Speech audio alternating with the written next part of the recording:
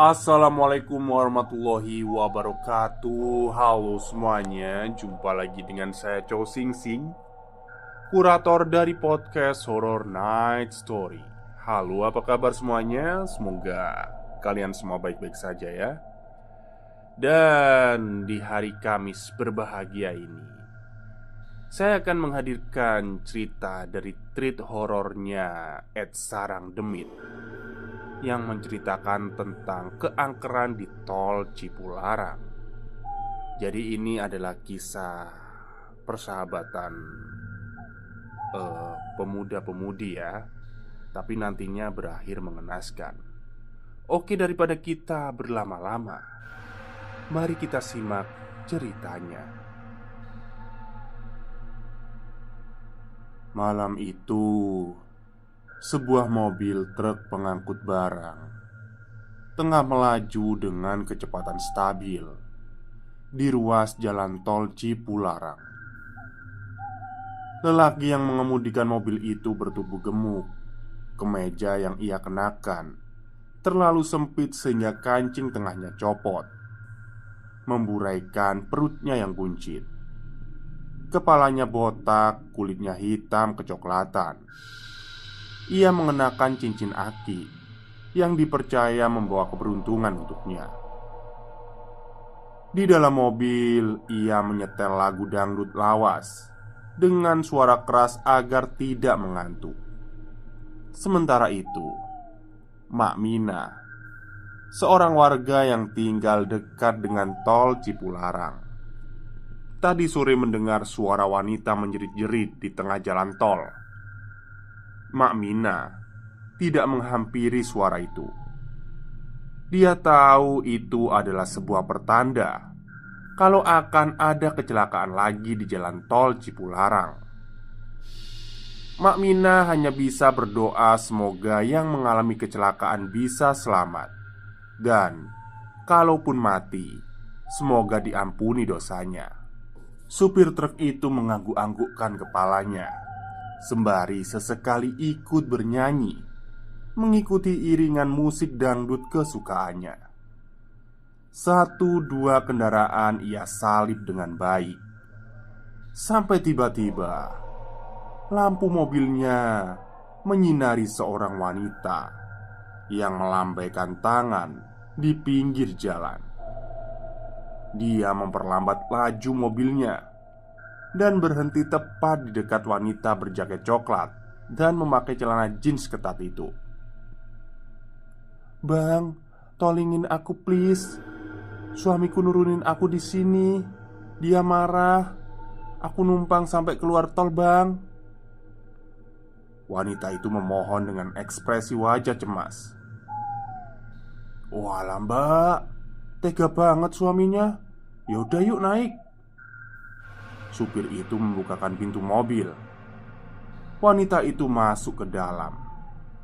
Di sepanjang jalan, ia bercerita banyak hal tentang kekasaran suaminya dan rumah tangganya yang sudah tidak harmonis.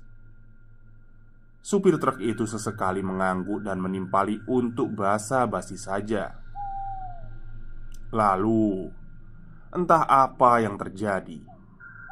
Tiba-tiba saja supir truk itu melihat keramaian orang di tengah jalan tol. Ia melihat sebuah pasar tradisional di tengah jalan dengan pengunjung yang sangat ramai. Orang-orang yang ia lihat berwajah pucat dan murung. Supir truk itu memberhentikan mobilnya sembari terheran-heran. Lampu mobil truknya dibiarkan menyala menyinari keramaian pasar di tengah jalan tol itu. "Mbak, tunggu di sini ya. Aku cek dulu," kata supir truk itu. Wanita itu hanya mengangguk. Ia pun turun dari mobil dan berjalan gontai mendekati keramaian. Ia masuk ke keramaian. Banyak orang yang sedang melakukan transaksi membeli bahan pokok. Supir truk itu masih terheran-heran. Kenapa ada pasar di tengah jalan tol? Ia menghentikan langkahnya. Saat itu juga, semua orang di pasar misterius itu memandangi supir truk itu dengan ekspresi datar dan dingin. Wajah mereka pucat mengerikan. Sesaat sebelum ia hendak lari untuk kembali ke mobilnya, tiba-tiba saja ia ditabrak sebuah mobil truk bermuatan pasir, lalu tewas mengenaskan. Kenalkan, namaku Asep.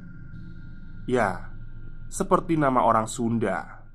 Dan memang betul aku orang Bandung yang beruntung bisa kuliah di salah satu kampus ternama di Depok. Tapi bukan itu yang mau aku ceritakan. Ini tentang jalan tol Cipularang dan kematian teman-temanku, Bram, Mary, John, dan Dian. Mereka mati satu persatu dengan sangat mengenaskan. Dan kematian mereka ada kaitannya dengan tol Cipularang ini. Kami kualat. Oh ya, sebelum aku cerita lebih jauh, tadi pagi aku juga baca sebuah berita kecelakaan mobil di truk di tol Cipularang. Supirnya tewas mengenaskan. Aku semakin yakin kalau tol Cipularang itu angker dan kita harus sopan kalau mau melintasi tol itu. Baiklah, aku akan mulai dari awal. Bagaimana caranya aku bisa selamat dari kualat tol Cipularang itu? Aku yakin seharusnya aku sudah mati kalau saja aku tidak tahu cara untuk memperbaiki kesalahan.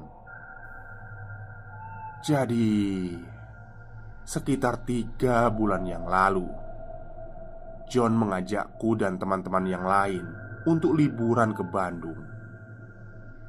Sialnya, dia maunya berangkat dari Jakarta malam hari. Katanya biar seru-seruan di jalan. Sebenarnya dari awal aku tidak setuju, karena tol Cipularang yang akan kami lintasi itu sangat berbahaya. Lebih tepatnya angker.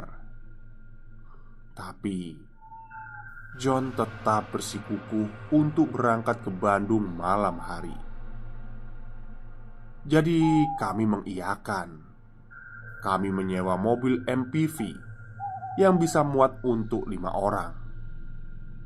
Aku yang menyetir, sementara Bram duduk di sampingku, John duduk di baris ketiga, dan yang lainnya duduk di baris kedua.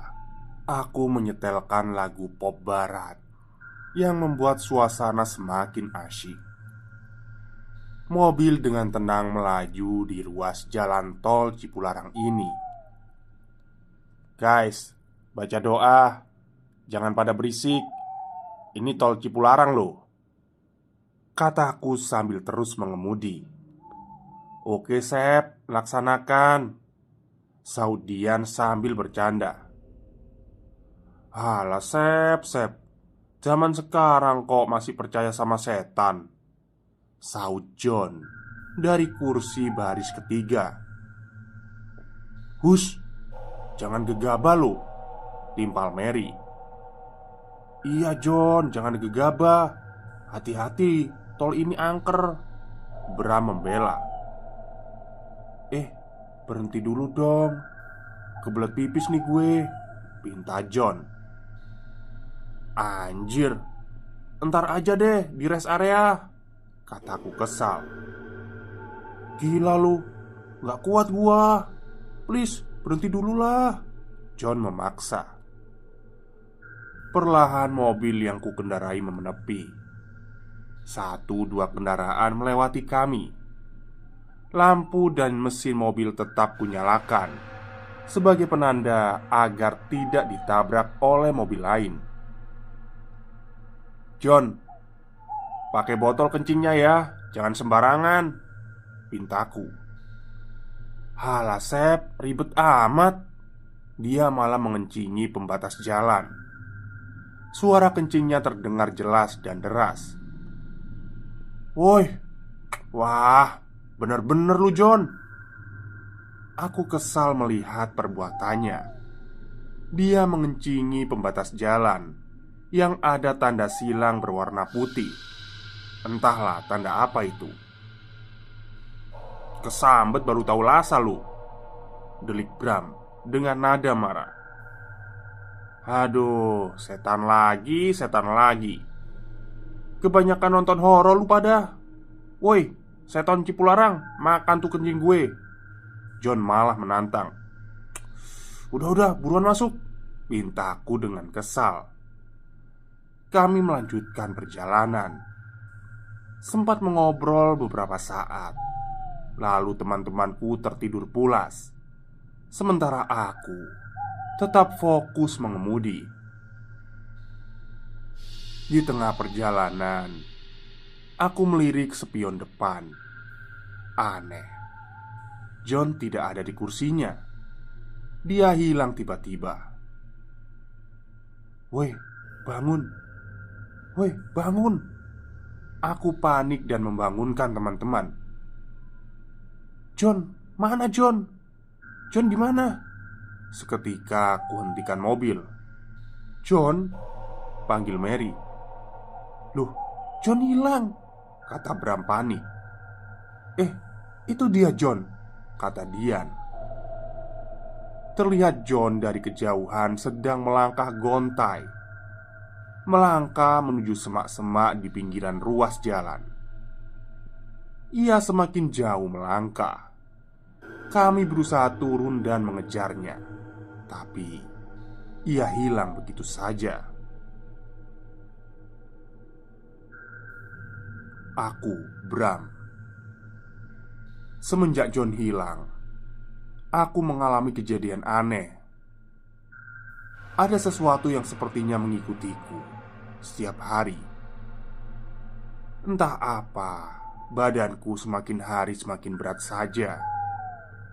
Tapi berat badanku tidak bertambah. Aku yakin semua ini ada kaitannya dengan tol Cipularang yang pernah kulewati bersama teman-teman. Apa mungkin ada setan yang mengikutiku ke rumah? Aku berusaha untuk selalu berpikir positif. Tapi aku tidak bisa lari dari hal-hal ganjil yang hampir setiap minggu kualami. Waktu itu sekitar jam 10 malam. Perutku lapar. Segera aku turun ke lantai 1 untuk memasak mie instan. Sengaja aku tidak menyuruh Biina. Kasihan dia. Dia sudah bekerja seharian.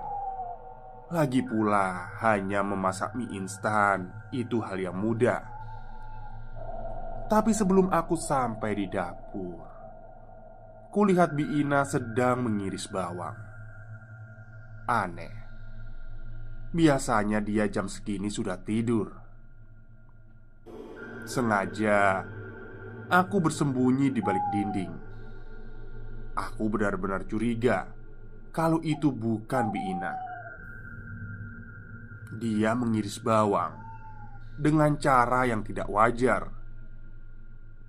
Menggerakkan pisau seperti memotong daging. Dihentak-hentakan, padahal cuma bawang. Dan benar saja, saat ia berpindah tempat untuk meraih sesuatu, ia tidak berjalan, tetapi meloncat-loncat seperti pocongan. Wajahnya datar, tatapannya kosong. Sumpah, bulu kuduku merinding. Bram, kamu lagi ngapain? Suara bapak mengagetkanku. Bapak ini bikin kaget saja. Pak, lihat, Biina kayaknya kesurupan deh. Mana? Anehnya, tidak ada siapa-siapa di dapur. Biina menghilang begitu saja. Kamu ini ngehayal aja, Bram. bapak menepuk kepalaku dengan koran yang ia pegang sambil balik badan dan kembali ke kamarnya. Bukan hanya kejadian ganjil malam itu saja. Lebih gilanya terjadi di kamar mandi saat aku sedang mencuci muka. Pintu kamar mandi tiba-tiba diketuk tanpa ada suara yang memanggil. Ketika ku buka pintunya, kutemukan sebuah tali putih terbuat dari kain seukuran 1 meter. Tali itu berbau busuk. Entah kenapa aku curiga kalau itu adalah tali kain kafan. Ada satu hal lagi yang membuatku sangat takut dan cemas. Suatu hari saat aku sedang berjalan di lorong rumah sakit, waktu itu sedang menjenguk tanteku yang sakit. Ada seorang anak perempuan, mungkin umurnya 10 tahunan. Ia terlihat sedang sakit di atas kursi roda. Saat aku melintas di depannya, ia menangis sambil menunjuk-nunjuk ke arahku. "Pocong, pocong, pocong." Ia menangis lalu mengamuk, menyuruhku pergi dari hadapannya. Semua kejadian itu ganjil.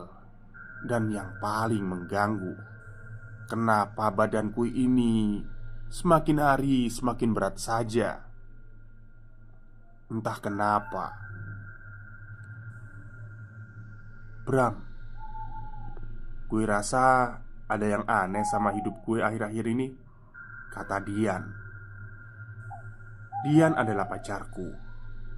Hubungan kami sudah berjalan 5 tahun. "Gue juga ngerasain hal yang sama, Din." Kami berdua duduk di sebuah kafe, menikmati kopi robusta. Dia bercerita banyak hal aneh yang ia alami setelah kejadian tol Cipularang itu. Katanya, suatu malam saat Dian hendak tidur, ada seseorang yang bersiul di kamarnya.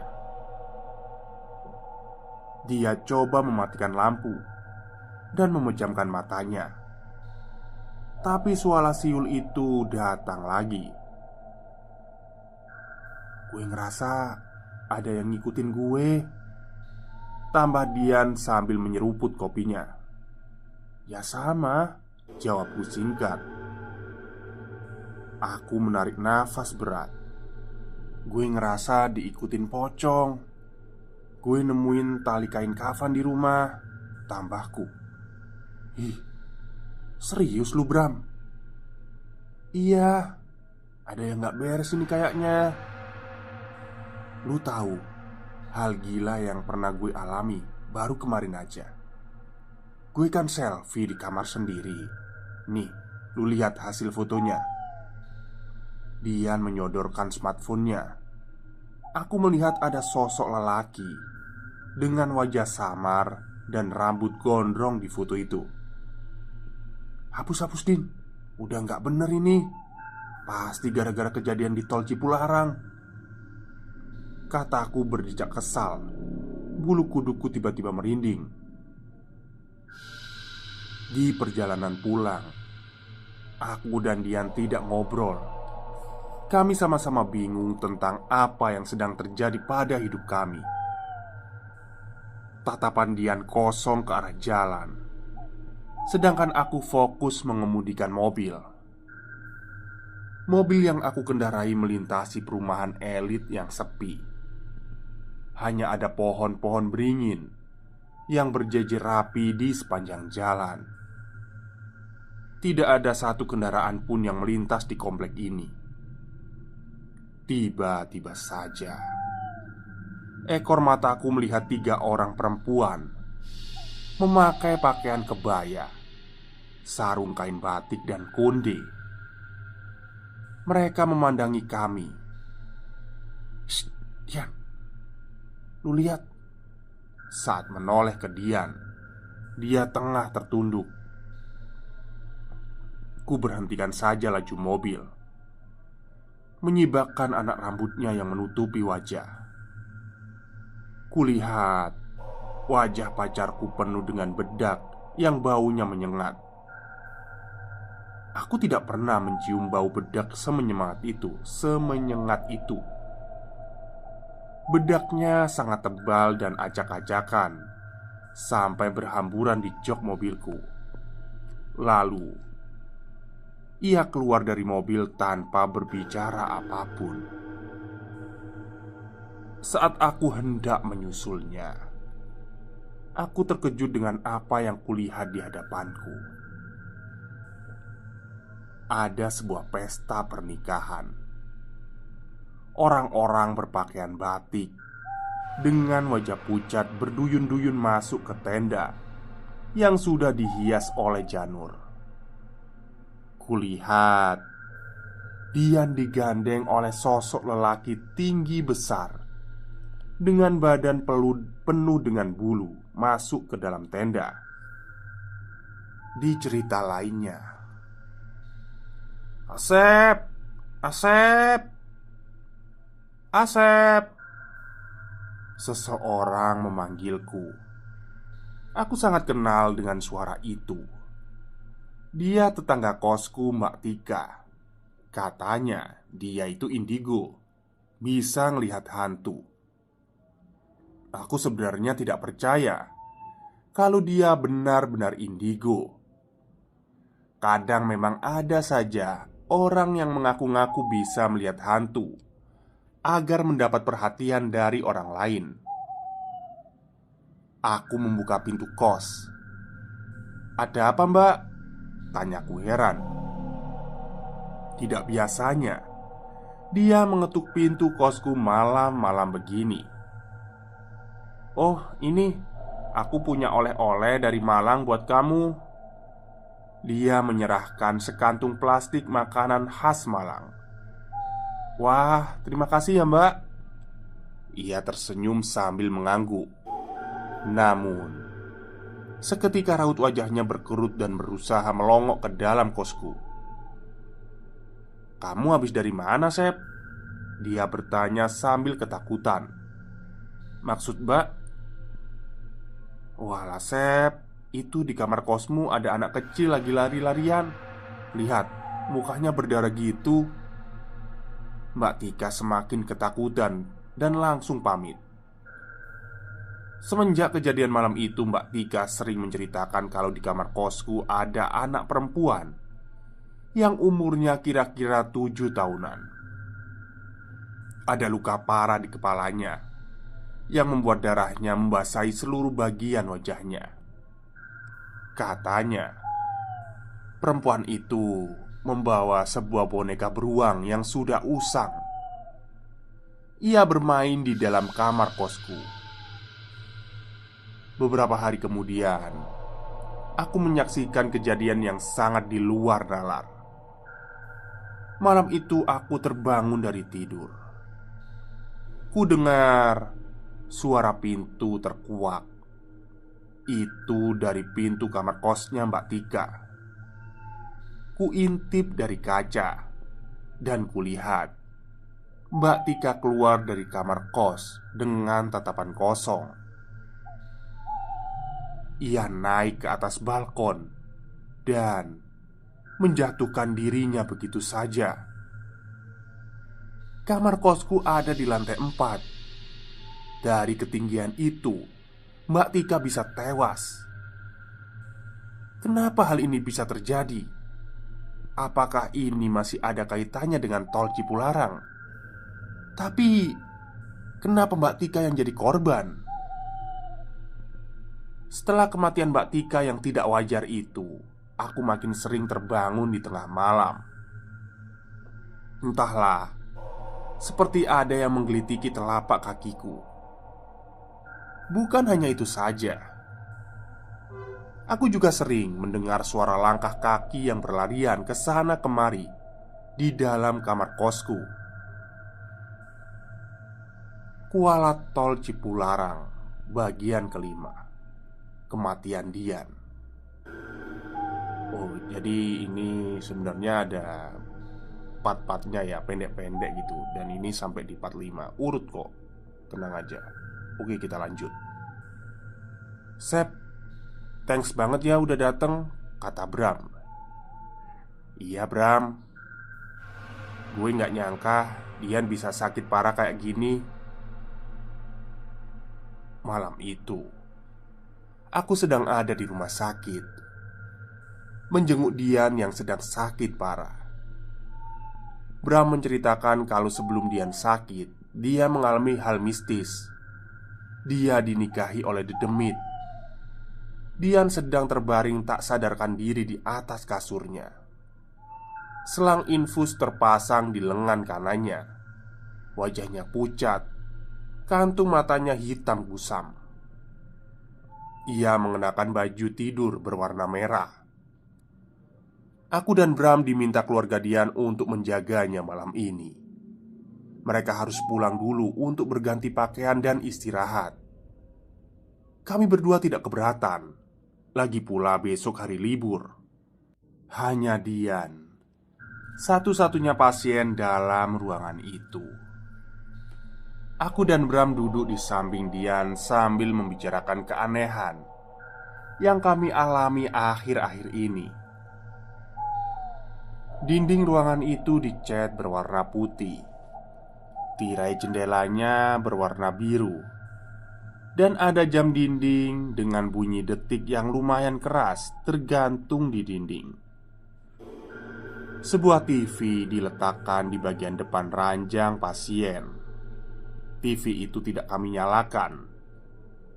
Aku meraih remote AC dan mengatur suhunya.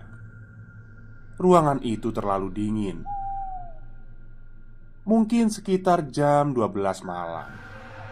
Kami tertidur di samping ranjang Dian. Dan entah jam berapa aku tidak ingat. Saat terbangun, aku melihat Dian duduk di atas ranjangnya sambil tertunduk. Selang infusnya masih terpasang di lengannya. Saat hendak memberitahu Bram, tapi dia tidak ada di sampingku. Mungkin saja Bram pergi ke toilet. Dian, lu udah bangun ya?" tanyaku sambil tersenyum bahagia. Dian tidak menjawab dan masih tertunduk. Ku sentuh lengannya. Terasa dingin dan kaku. Segera ku panggil dokter melalui telepon agar mengecek keadaan Dian. Beberapa saat kemudian dokter datang dan memeriksa Dian yang masih duduk sambil tertunduk. Anehnya dia masih tidak sadarkan diri. Tubuhnya kaku dalam posisi duduk. Ia tidak bisa dibaringkan kembali. "Kenapa, Sep?" Bram datang dengan wajah panik. "Sorry, tadi gue ke toilet," tambahnya. "Dian gak bisa tidur lagi, Bram," ucapku. "Anjir, apaan lagi sih ini?" kata Bram berdecak kesal. Dokter pun heran. Baru kali ini dia menemukan pasien yang tubuhnya kaku dalam posisi duduk, seperti sudah disemen. Tidak dapat dibaringkan lagi. Bahkan sampai keesokan harinya, tubuh Dian masih dalam posisi duduk sambil tertunduk. Matanya tetap terpejam. Suhu tubuhnya semakin dingin. Kami sudah mencoba mengangkat tubuhnya agar bisa dibaringkan, tapi tubuhnya seperti dipaku. Dian tidak bisa diangkat sama sekali, bahkan oleh 3 orang sekalipun. Keluarga Dian menangis nelongso melihat keadaan Dian yang semakin parah dan aneh ini. Tepat pada jam 1 sore, tiba-tiba tubuhnya lunglai dan terbaring dengan sendirinya. Kami kaget dan langsung memanggil dokter. Ia memeriksa keadaan Dian dan menyatakan kalau Dian sudah meninggal.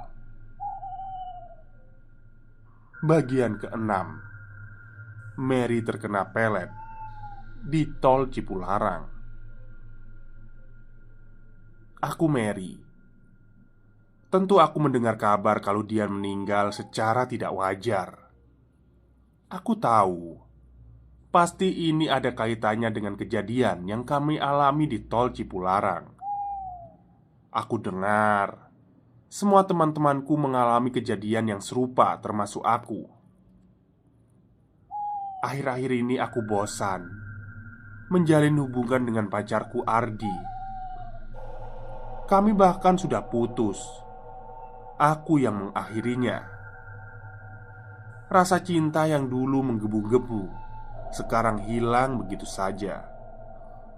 Anehnya, aku malah jatuh cinta pada sosok lelaki yang selalu hadir dalam hidupku. Namanya Agung. Semakin hari aku semakin mencintainya. Dia sosok yang tampan, berkulit putih dan memiliki tubuh proporsional. Setiap malam dia datang ke dalam mimpiku, membawa bunga dan coklat. Anehnya, setiap barang yang ia berikan padaku dalam mimpi, pasti barang itu kutemukan tergeletak di atas kasur saat aku bangun. Sungguh romantis. Aku sangat ingin sekali memeluknya dan menanyakan di mana lelaki itu tinggal. Saking penasarannya, aku berniat akan menanyakannya dalam mimpiku. Dan untungnya dia mau menjawab semua pertanyaanku. Malam itu dalam mimpi, aku dibawanya ke sebuah taman yang ramai oleh pengunjung. Ada anak-anak kecil berseragam sekolah sedang bermain bola plastik. Orang-orang lanjut usia, ada yang sedang menikmati suasana taman. Ada anak-anak muda yang sedang berolahraga. Pohon-pohon rindang yang rumpun yang hijau menambah indah suasana taman. Aku duduk bersama Agung di bawah pohon. Aku tersenyum. Dia pun tersenyum padaku sambil memandangiku penuh cinta. Saat itu ia mengenakan jaket hitam dan celana jeans pendek. "Apa aku bisa bertemu denganmu di dunia nyata?" "Bisa," jawabnya singkat. "Di mana?" "Datang saja ke tol Cipularang kilometer 97," jawabnya sambil tersenyum padaku.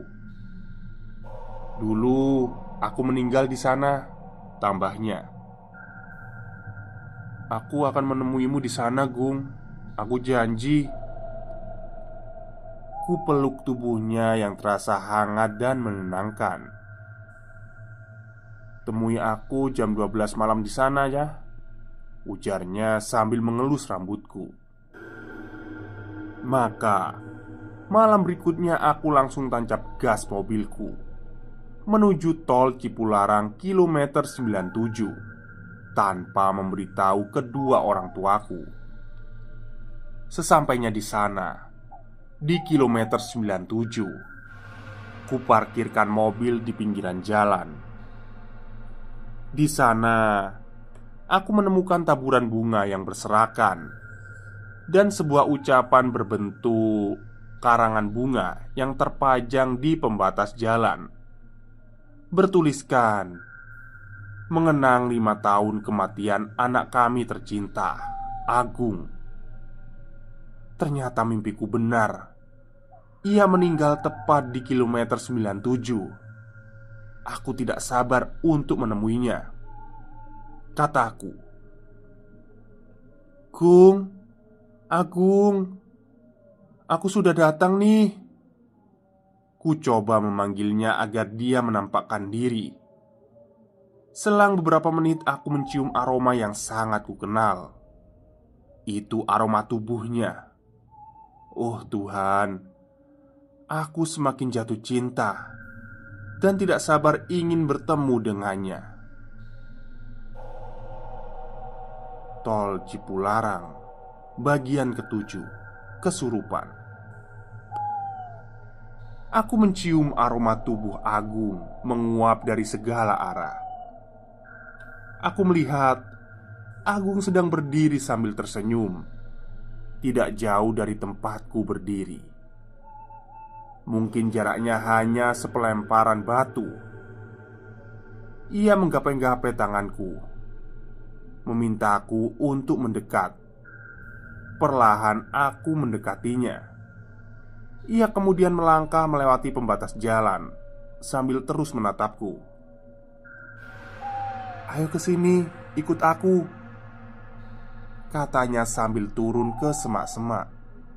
Aku mengikutinya turun ke semak-semak. Ia mengajakku untuk melangkah lebih jauh lagi. Semakin jauh, semakin masuk ke dalam kegelapan malam. Sejenak aku tidak bisa melihat apapun. Namun beberapa saat kemudian, kulihat ada sebuah cahaya yang perlahan semakin mendekat ke arahku. Titik cahayanya semakin lama semakin membesar, menyilaukan mata, kemudian meredup. Kulihat dengan jelas keramaian manusia berlalu lalang melewatiku tanpa melihat ke arahku. Di antara lalu lalang orang, kulihat Agung masih melambaikan tangannya, memintaku agar tetap jalan mengikutinya. Hingga akhirnya aku sampai di sebuah puncak. Dari atas sana kulihat keramaian manusia yang sedang beraktivitas. Ada anak-anak kecil yang sedang bermain sepeda. Ada ibu-ibu yang menyapu halaman rumah. Dan seorang lelaki tua yang sedang duduk menikmati secangkir teh. Aku tidak menyangka ada kehidupan yang begitu ramai di sini. "Kita di mana, Gung?" tanyaku sambil menggenggam lengannya. "Di puncak Gunung Hejo," jawabnya singkat sambil tersenyum hangat. "Nanti kau akan tinggal di sini selamanya," lanjutnya. "Bersamamu?" tanyaku. "Iya, kita di sini selamanya. Dan gak akan ada yang mengganggu kita, Mer." Ia memelukku dengan hangat. Namun saat ia melepaskan pelukannya, aku sangat terkejut melihatnya tanpa kepala. "Gung, kepalamu kemana?" "Putus, ditabrak bis." Suara itu berasal dari bawah kakiku. Ia tersenyum mengerikan. "Kamu akan tinggal di sini selamanya dan gak akan pernah pulang lagi." Seketika pundakku terasa berat, seperti ada beban puluhan kilo, sehingga membuatku terkapar di tanah. Dan entah setelah itu terjadi apa, aku tidak ingat. Keesokan harinya, kepalaku sangat pusing sampai tidak mampu untuk berdiri. Sambil memicingkan mata, kulihat sekelilingku. Aku sedang berada di sebuah rumah dengan cat putih yang mulai terkelupas. Aku merasa sangat gerah. Hanya ada kipas angin tergantung di dinding. "Udah bangun, Nak?" "Aku Mak Minah. Semalam Mak dengar kamu menjerit-jerit di dekat sini. Ternyata kamu kesurupan, Nak," katanya sambil mengunyah siri dan sesekali meludahkannya di sela-sela lantai bambu. Bagian ke-8. Mary berteman dengan kuntilanak. "Kesurupan?" tanyaku sambil meringis. "Iya, nama kamu siapa, Nak?" "Mary, Bu." "Kamu kok bisa ada di daerah ini semalam?" "Aku dibawa oleh seseorang, Mak." "Temanmu?" "Bukan. Dia kekasih saya dalam mimpi. Tapi entah kenapa semalam kepalanya putus," lanjutku takut. "Wah, itu sih setan, Nak. Sekitaran sini banyak setannya. Kamu harus hati-hati," ujarnya sambil membuang sisa siri yang ia kunyah. Aku mencoba untuk bangun. Dia membantuku. "Hati-hati, Nak." "Terima kasih ya, Mak, sudah nyelamatin saya." "Iya, sama-sama. Ini diminum, biar dia nggak ngikutin kamu lagi. Kayaknya kamu kena pelet sama setan tol Cipularang. Ada setan yang suka sama kamu." Aku tercengang mendengar penjelasannya. Segera saja ku habiskan air itu. Aku tidak menyangka bisa sampai semengerikan ini. Ada setan yang suka padaku. Setelah kejadian itu, aku memang tidak pernah lagi memimpikan Agung. Tapi ternyata ini semua belum berakhir. Aku mengalami kejadian aneh lainnya. Setiap tengah malam ada seorang wanita yang membangunkanku. Ia selalu mengajakku bermain ayunan di halaman rumah. Dia baik, suka memainkan rambutku dengan jemarinya. Tubuhnya tinggi, mungkin 2 kali lipat dari tinggi tubuhku. Cuman memang baunya agak busuk. Tapi entah kenapa aku nyaman-nyaman saja di dekatnya. Semakin lama, dia semakin akrab denganku. Kami menjadi sahabat sejati. Bukan hanya dia membangunkanku tengah malam, bahkan dia selalu mengikutiku ke kamar mandi, kantor, dan kafe. Dia suka duduk di kursi mobilku, persis di baris ketiga. Untuk itu, aku tidak pernah mengizinkan siapapun untuk menempati kursi itu. Dia selalu di sana, duduk manis, sesekali tersenyum. Dia kuntilanak. Kuntilanak yang berteman denganku selalu membisikkan sesuatu di telingaku setiap malam. Ia mengajakku untuk bunuh diri, menjanjikan kehidupan yang abadi dan bahagia dengannya.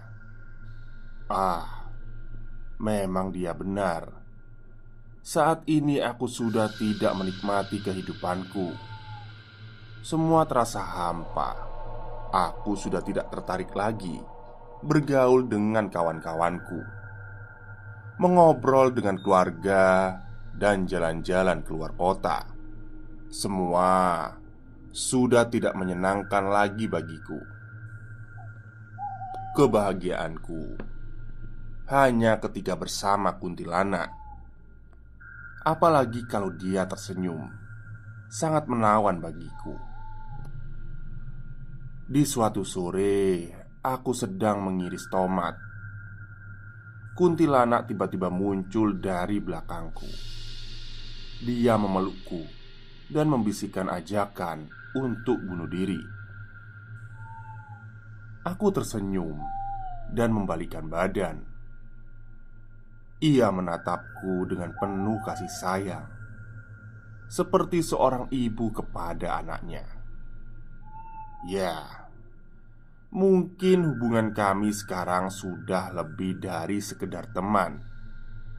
Dia sudah seperti ibu bagiku, tepatnya ibu kedua. "Apa aku akan bahagia di duniamu?" tanyaku. Ia mengangguk sambil tersenyum. Aku kemudian mendekatkan pisau ke pergelangan lengan kananku, membuat kuntilanak itu kembali tersenyum bahagia. Sesaat sebelum kuiriskan pisau di permukaan kulit, suara seseorang menegurku. Ia mengangguk sambil tersenyum. Aku kemudian mendekatkan pisau ke pergelangan tangan kananku, membuat kuntilanak itu kembali tersenyum. Sesaat sebelum kuiriskan pisau di permukaan kulit, suara seseorang menegurku.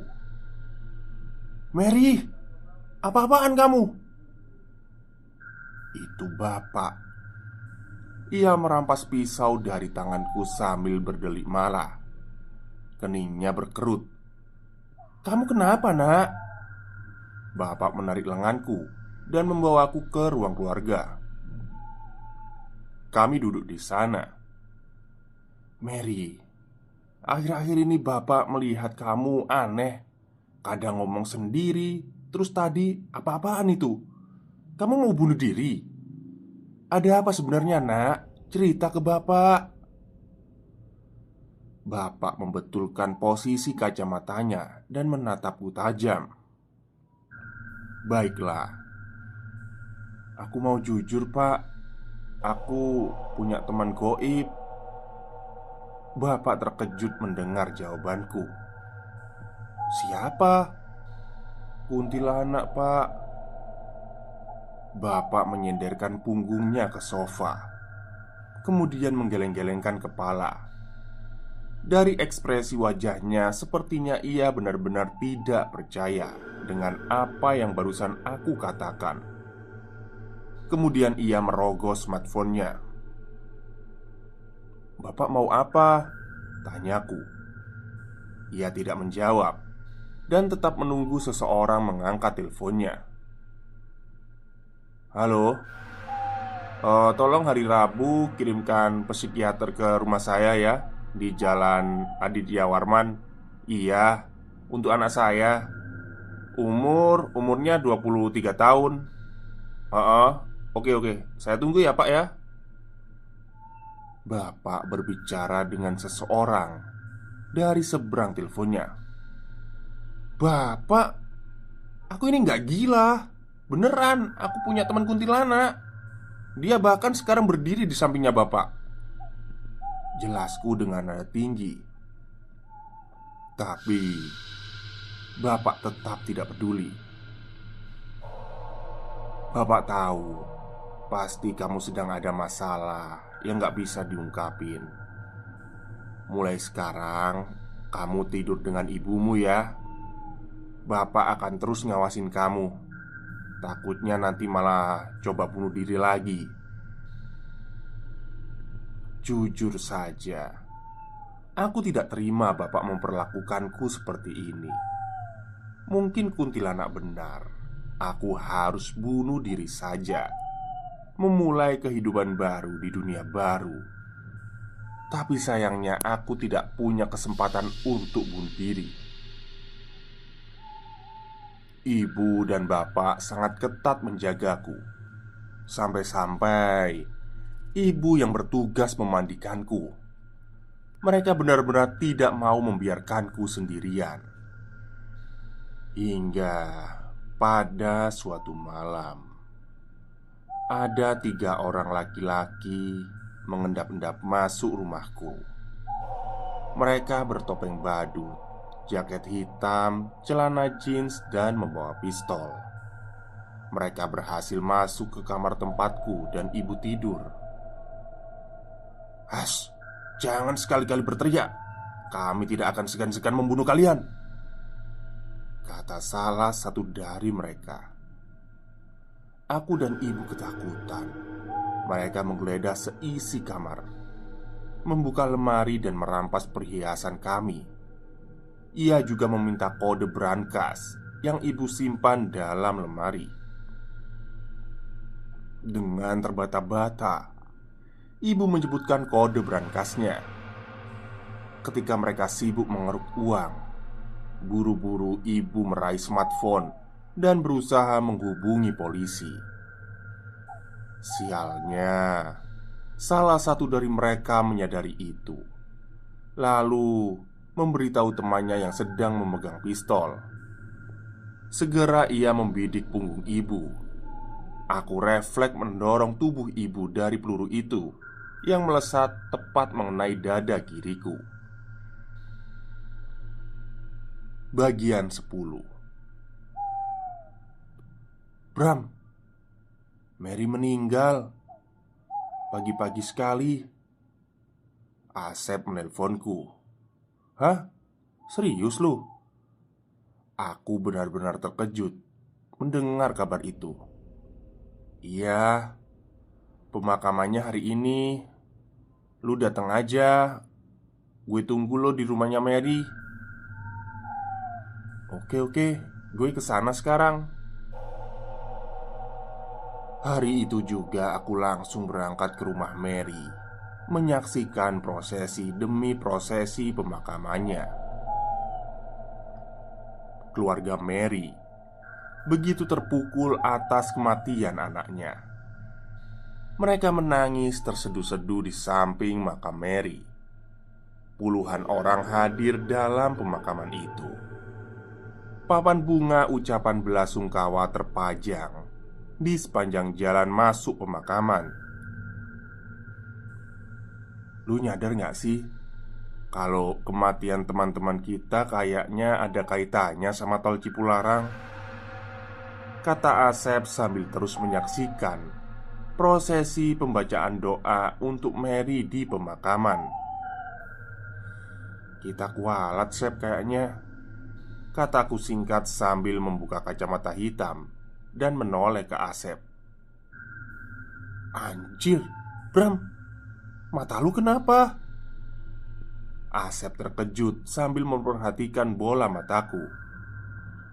Gak tahu, akhir-akhir ini mataku terasa perih. Aku pikir hanya iritasi ringan, jadi aku hanya menggunakan obat tetes mata untuk menyembuhkannya. Nih lihat. Asep menyodorkan smartphone-nya, menyalakan kamera depan. Anjir, loh, kok mata gue tambah parah? Aneh. Kedua bola matanya menonjol, seperti hendak keluar dari ceruknya.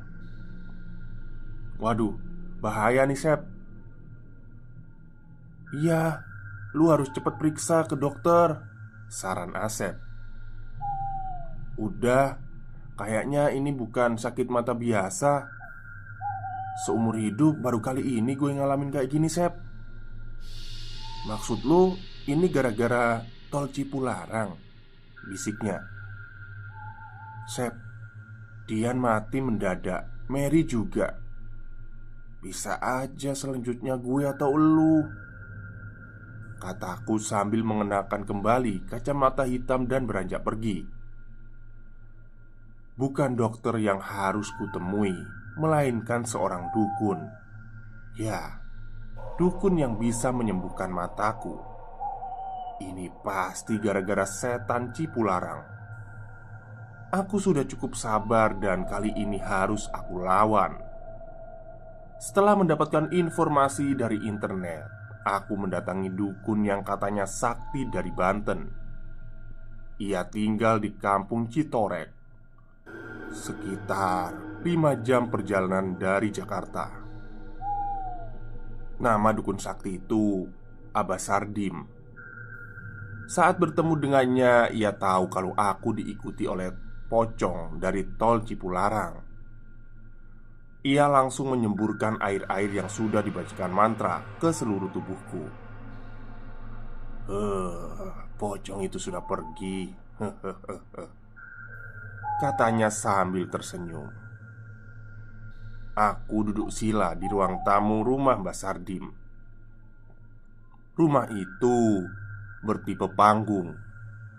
Dindingnya terbuat dari anyaman bambu, lantainya dari papan, tapi atapnya sudah menggunakan genteng. Ia tidak nampak seperti dukun di film-film yang sering kutonton, tapi Ia terlihat seperti warga biasa saja, mengenakan baju partai yang sudah lusuh, peci hitam yang sudah mengilap, dan sarung butut yang kusut, seperti tidak disetrika. Dari wajahnya yang keriput dapat kutebak kalau Abah Sardim itu berumuran kisaran 50 sampai 60 tahun. "Air ini kamu basuhkan ya ke kedua matamu sebelum tidur. Mudah-mudahan lekas sembuh." Dia menyerahkan sebotol air yang sudah ia bacakan mantra. Bagian 11. Seminggu setelah kematian Bram, aku semakin yakin kalau setan Cipularang menaruh dendam pada kami semua. Dan sekarang yang tersisa hanyalah aku. Semua teman-temanku sudah mati dengan cara yang mengenaskan. Semua terasa ganjil. Mereka mati satu persatu dengan sangat cepat. Atas dasar itu aku tahu kalau setan Cipularang akan segera menghabisiku. Aku mendengar dari ibunya Bram kalau beberapa hari ini dia suka digentayangi arwahnya Bram. Mereka sering mendengar langkah kaki di rumahnya dan suara Bram yang memanggil-manggil dari halaman rumah. Bram meminta tolong. Apakah benar Bram gentayangan? Atau setan Cipularang yang menyerupai Bram dan meneror keluarganya?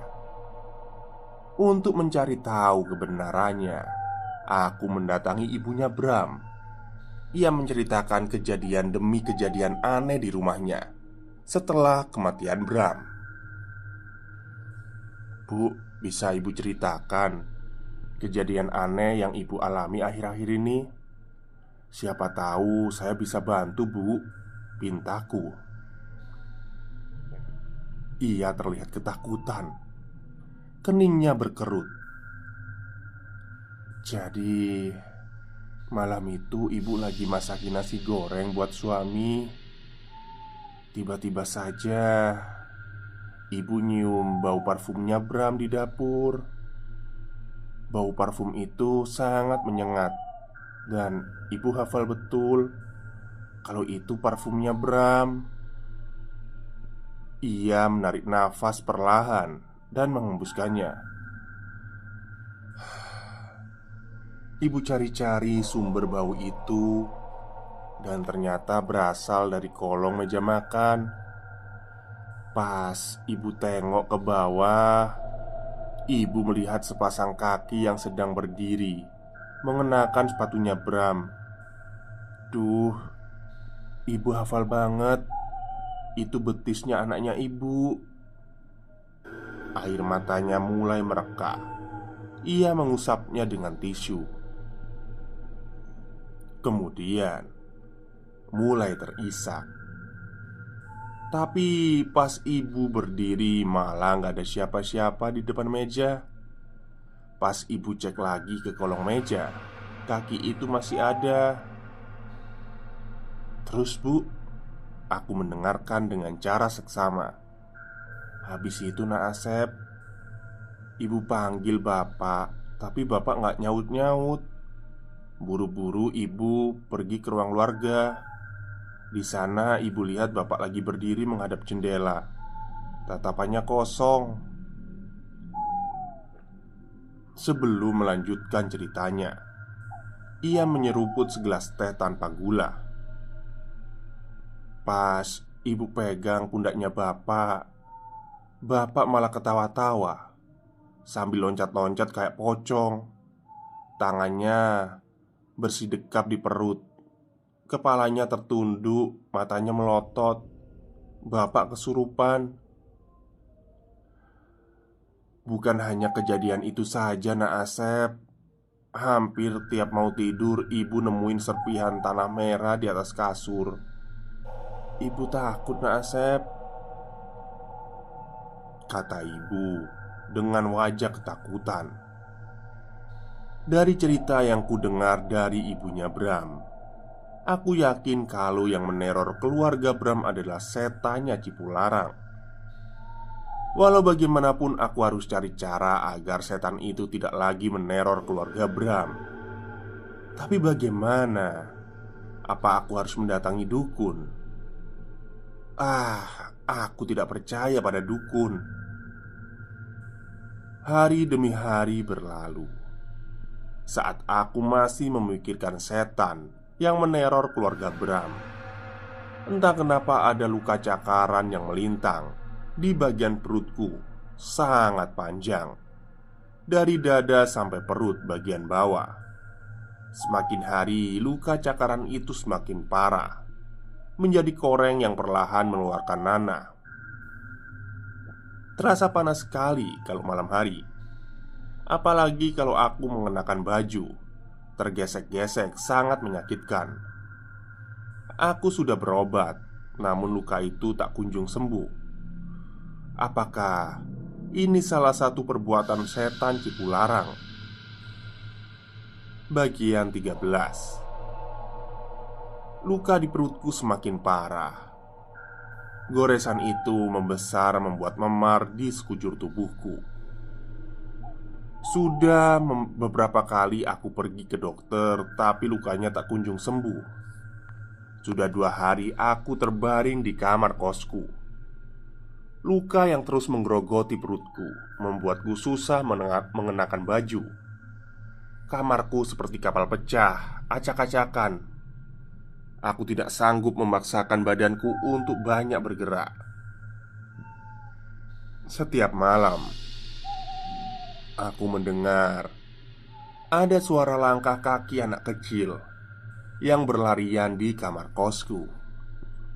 Aku yakin kalau mereka adalah setan Cipularang yang sudah lama mengikutiku. Malam itu, kubiarkan TV menyala, menyiarkan berita politik nasional. Aku terbaring di atas kasur sambil sesekali meringis menahan sakit. Seketika terlintas dalam benakku untuk mencari tahu tentang misteri tol Cipularang. Kurai smartphoneku yang tergeletak di meja kerjaku. Sambil bersandar, aku langsung mencari internet, browsing tentang tol Cipularang. Muncul beberapa berita tentang kecelakaan di tol Cipularang. Aku terus scroll ke bawah. Muncullah sebuah artikel yang membahas tentang Gunung Hejo. Artikelnya menjelaskan kalau kecelakaan yang terjadi di tol Cipularang ada kaitannya dengan keangkeran Gunung Hejo. Di sana juga ada sebuah petilasan Eyang Prabu Siliwangi. Saat sedang serius membaca artikel, tiba-tiba saja lampu kosanku mati. Hanya cahaya smartphone yang menjadi penerang. Dengan perlahan, ku coba bangkit dari tempat tidur untuk mencari lilin di dalam lemari. Ku arahkan cahaya smartphone ke dalam lemari dan berhasil meraih sebatang lilin yang masih utuh. Ku nyalakan lilin itu, lalu meletakkannya di meja kerjaku. Kembali ku baringkan badan di tempat tidur dan melanjutkan membaca artikel ini.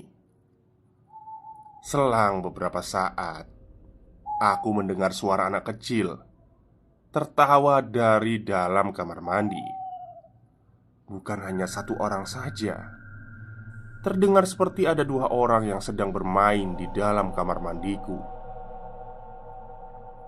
Suara gemericik air ditumpahkan terdengar jelas. Perlahan ku hampiri sambil membawa sebatang lilin. Suara anak kecil itu tidak berhenti tertawa. Ku dorong pintu kamar mandi perlahan. Di sana, aku melihat 2 anak kecil. Satu perempuan, satu lagi laki-laki. Kepala mereka penuh darah. Yang perempuan membawa sebuah boneka, sedangkan yang laki-laki membawa sebuah robot-robotan. Mereka memandangiku dengan ekspresi datar. Mati! Tiba-tiba mereka kompak berteriak dan hilang begitu saja. Seketika, luka di perutku terasa sangat sakit, seperti ada sebuah jari yang mencabik-cabik lukanya. Lilin yang kubawa terjatuh di lantai dan padam begitu saja. Aku terjatuh di lantai sambil meringis, menahan sakit. Ingin rasanya aku berteriak minta tolong, tapi rasa sakit itu membuatku tidak mampu berteriak. Keringat mulai bercucuran di dahiku. Aku terlentang di lantai sambil meringis kesakitan. Saat itu kulihat kedua anak kecil tadi berdiri sambil tertawa melihatku. "Ah, siapa kalian?" ujarku sambil menahan sakit. Mereka tidak menjawab dan terus memandangiku sambil tertawa cekikikan. Rasa sakit di perutku semakin parah hingga membuatku susah bernafas. Bagian 14. Gunung Hejo. Mataku terpejam menahan sakit yang tidak pernah kurasakan sebelumnya. Tiba-tiba tubuhku merasa seperti masuk ke dalam sebuah lubang besar yang berputar-putar. Entah dalam keadaan sadar atau tidak, aku melihat sebuah mobil sedan sedang melaju di jalan tol Cipularang. Di dalam mobil itu ada dua anak kecil yang sering menghantuiku akhir-akhir ini. Di bagian kemudi, aku melihat seorang laki-laki yang sudah beruban dan perempuan berjilbab biru yang sibuk dengan smartphone-nya. "Ayah, aku mau minum," pinta anak perempuan dari kursi belakang. "Mama, tadi minum kita ditaruh di mana?" tanya lelaki itu sambil terus mengemudikan mobilnya. "Tadi Mama simpen di sini kok." Ia meraba-raba jok sebelah kanan. Tidak sengaja, botol air minum itu jatuh ke bawah dan menggelinding, menghalangi pijakan rem. Mobil bus yang ada di depannya berhenti mendadak. Entah kenapa, mobil yang ia kendarai menabrak bus karena remnya terganjal botol air minum. Aku melihat kedua anaknya mati, sedangkan pasangan suami istri itu masih bisa selamat. Badanku kembali seperti ditarik oleh pusaran cahaya. Aku melihat Gunung Hejo tepat di petilasan. Ada 3 orang lelaki yang sedang bersemedi. Mereka duduk bersila menghadap makam keramat. Aku melihat mereka sangat khusyuk bersemedi di sana. Mereka dikelilingi makhluk aneh. Ada kodok besar yang berkepala manusia, harimau putih yang memancarkan cahaya, dan manusia-manusia yang berlumuran darah. Dan di sana aku melihat John. Ia mendekat ke arahku dengan wajah cemas. "Gue minta maaf ya, Sep," katanya sambil menyentuh pundakku. Aku tidak menjawab, malah memperhatikan wajahnya yang sangat pucat. Lu masih hidup, John?" tanyaku heran. "Iya, tapi dunia gue udah beda. Gue tinggal di alam jin di Gunung Hejo," jawabnya. "Ini semua gara-gara salah gue, Sep," tambahnya sambil terisak. "Apa yang harus gue lakuin untuk nebus semua ini?" kata John. "Lu masih bisa selamat. Bersihin bekas kencing gue di pinggiran jalan tol Cipularang," ujar John. Seketika dia menghilang. Aku terbangun. Jantungku berdetak kencang. Keringatku bercucuran, sekujur tubuhku sakit. Luka di perutku merasa sangat sakit. Perlahan aku bangkit sambil terus meringis. Aku berjalan menuju tempat tidur dengan sangat hati-hati. Sejenak aku bergeming dan mengingat-ingat percakapanku dengan John. Oh iya, bekas kencingnya John. Aku harus kembali ke tol Cipularang dan membersihkan bekas kencingnya. Semoga aku masih bisa selamat. Keesokan harinya, ku balut luka cakar di perutku dengan perban. Aku harus segera pergi ke tol Cipularang, membersihkan bekas kencing si John. Di layar smartphone ku cari nomor telepon perusahaan sewa mobil. Setelah meminta unit diantar ke alamat kosanku, aku paksakan tubuhku untuk mengemudi. Mobil yang kukendarai melaju cepat menuju tol Cipularang. Bagian 15. Mobil yang aku kendarai melaju dengan sangat cepat. Aku ingin segera sampai karena tidak kuat menahan rasa sakit di perutku. Aku harus segera sampai di tol Cipularang. Jujur aku lupa di kilometer berapa dikencing sembarangan. Tapi aku masih ingat ada tanda silang di pembatas jalan. Setelah mobilku masuk ke tol Cipularang, kukurangi kecepatannya. Dengan hati-hati, ku cari tanda silang di sepanjang pembatas tol Cipularang itu. Selang beberapa saat, akhirnya tanda silang itu kutemukan. Segera ku injakkan rem dan keluar dari mobil. Aku mengambil sekompan air dari dalam bagasi mobil. Sambil membaca doa sebisaku, kusiramkan air itu ke tempat bekas kencing si John. Kami mengaku salah. Maafkan kami, Cipularang, desisku sambil meneteskan air mata. Setelah dirasa cukup, aku bergegas masuk kembali ke mobilku. Ajaib, seketika rasa sakit di perutku mulai reda. Satu hal yang aku sadari, ternyata kita tidak hidup sendiri. Ada makhluk lain yang hidup berdampingan dengan kita. Mereka minta dihargai, sebagaimana manusia yang minta dihargai terhadap manusia lainnya. Aku berjanji pada diriku sendiri untuk tidak pernah bertindak ceroboh dan menyepelekan hal gaib. Seketika lamunanku buyar. Ada seorang perempuan yang berdiri di pinggir jalan sambil melambaikan tangannya. Ini siang hari, dan tidak mungkin kalau perempuan itu setan. Wajahnya terlihat cemas, seperti sedang punya masalah besar. Aku kurangi kecepatan mobil dan berhenti tepat di depan wanita itu.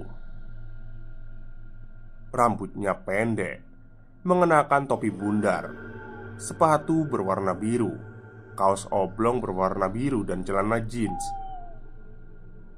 Mas, aku ikut dong sampai keluar tol. Aku diturunin suamiku. Dia marah-marah gak jelas. Tolongin aku ya please, katanya memohon. Oh iya mbak, silakan naik. Aku membukakan pintu mobil. Dia duduk di sampingku. Aroma parfumnya sangat wangi memenuhi ruangan mobil. Mobilku kembali melaju dengan kecepatan stabil. Wanita itu diam saja. Sepertinya dia masih kesal dengan suaminya. Mbak, emang asalnya dari mana? Tanyaku mencairkan suasana. Aku dari Jakarta mas. Tadinya aku dan suami mau liburan ke Bandung. Dia marah-marah gak jelas malahan. Cuman gara-gara aku chat sama teman kantorku. Dia cemburuan banget orangnya. Oh gitu mbak. Mbak udah coba telepon dia buat minta maaf. Siapa tahu suami mbak mau jemput lagi, ujarku sambil terus fokus ke jalan. Sudah mas, tapi nggak diangkat. Oh ya, masnya sendiri mau kemana? Tanyanya. Saya nggak kemana-mana mbak. Tadi saya habis bersihin bekas kencingnya temanku di pinggiran jalan tol Cipularang. Rajin banget mas. Iya, teman saya sudah meninggal. Kami mengalami kejadian aneh di teror setan. Ya, mungkin gara-gara teman saya kencing sembarangan. Wah, masa sih mas? Serem juga ya, katanya. Iya mbak, makanya harus hati-hati. Jangan mengotori tempat sembarangan. Dari kejauhan, aku melihat sebuah mobil sedan terbalik di pinggiran jalan. Wanita di sampingku terkejut melihat kejadian itu. Mas, astaga, itu mobil suami saya mas. Aku mempercepat laju mobil dan mendekatkan mobilku ke mobil itu. Segera wanita di sampingku turun dari mobil sambil menangis. Polisi berdatangan memasang polis len. Terdengar suara sirine ambulan mendekat. Seorang lelaki dikeluarkan dari dalam mobil. Ada bercak darah di keningnya. Tubuhnya lunglai. Aku tidak tahu apakah dia masih hidup atau tidak. Setelah menyaksikannya beberapa menit, aku disuruh melanjutkan perjalanan oleh salah seorang polisi karena dikhawatirkan terjadi kemacetan. Setelah kunyalakan kembali mesin mobilku, aku melaju perlahan meninggalkan lokasi kecelakaan. Tol Cipularang. Mungkin bukan hanya di tempat itu saja kita harus berbuat sopan, tetapi juga di tempat lainnya. Karena sekali lagi, kita tidak hidup sendirian. Ada makhluk lain bersama kita, dan mereka minta dihargai. Tamat. Baik, itulah akhir cerita dari treat horornya Mas Sarang Demit yang menceritakan keangkeran atau kualat dari tol Cipularang. Jadi, ya, memang ya, di semua tempat itu kita harus sopan. Dan bahkan jangankan kencing sembarangan, ngeludah pun kita juga harus tahu tempat ya. Jangan sembarangan cuh-cuh gitu. Siapa tahu ya kan, yang kita ludahin itu ada anaknya jin yang sedang main atau apa, kan kita nggak tahu. Oke, mungkin itu saja cerita untuk siang hari ini. Kurang lebihnya saya mohon maaf. Semoga kalian suka. Wassalamualaikum warahmatullahi wabarakatuh.